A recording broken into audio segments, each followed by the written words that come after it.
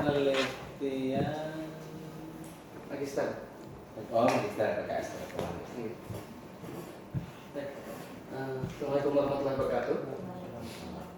Pagi ini saya akan menyampaikan base evaluasi penelitian magister teknik sipil. Timnya Pak Rustam Effendi, Pak Ainun Jariah, dan saya sendiri Muhammad Faru, dengan judul pengaruh tebal sampel terhadap parameter konsolidasi lubang benda mesin, kemudian konsolidasi dengan oedometer.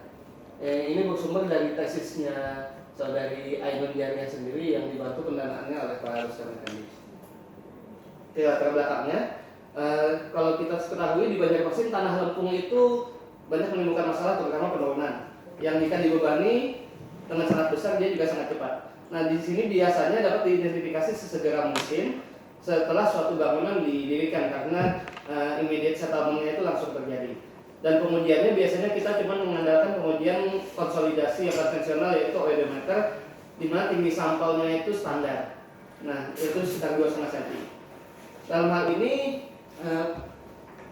dalam penelitian kali ini akan dicoba untuk mengubah tinggi sampel yang plus minus 2 cm tadi menjadi 4 dan 6. Mengetahui apakah ada pengaruh tinggi sampel terhadap nilai CV, karena rata-rata setelah dibawa ke lapangan ternyata nilai CV yang dihasilkan pengujian laboratorium itu agak meleset dengan yang terjadi di lapangan.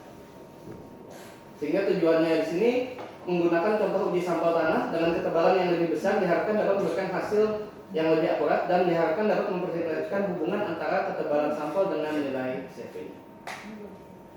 Untuk roadmap-nya sendiri termasuk di lahan basah dan ini adalah lanjutan dari TA-nya Ashar Fahmi tahun 2018 dengan judul pengaruh penambahan beban pada preloading terhadap laju penurunan tanah Lampung Banjarmasin yang sedang berkonsolidasi dalam skala laboratorium. Untuk publikasinya sendiri akan dipublikasikan pada hari Sabtu ini di Semnas Teknik Sipil, Semnas Magister Teknik Sipil.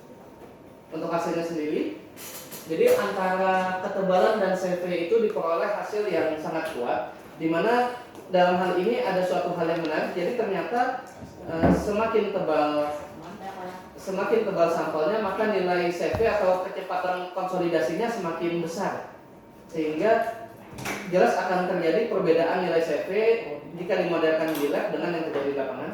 Tapi untuk CC-nya sendiri, untuk nilai koefisien konsolidasinya itu tidak ada perbedaan. Jadi kalau CV semakin tebal dia tambah besar, tapi CC-nya tetap.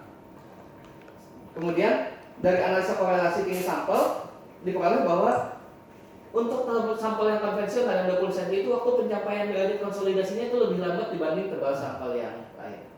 Sekian dan terima kasih, Pak.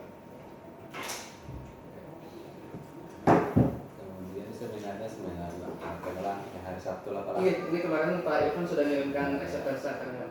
Habis itu pencapaian pengeluaran tambahan ada lagi selain itu Pak, adalah sementara dari Pak Rustam belum ada arahan dari situ, Pak. Lanjutannya ini apa Pak?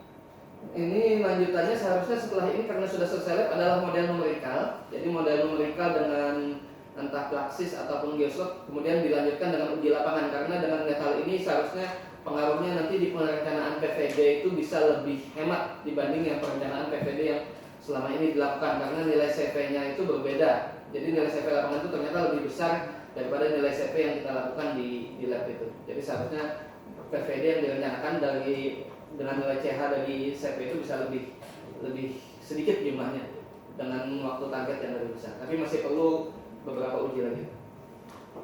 Model numeriknya pakai apa tadi Pak? Rencana dengan Plaxis nanti atau dengan Midas.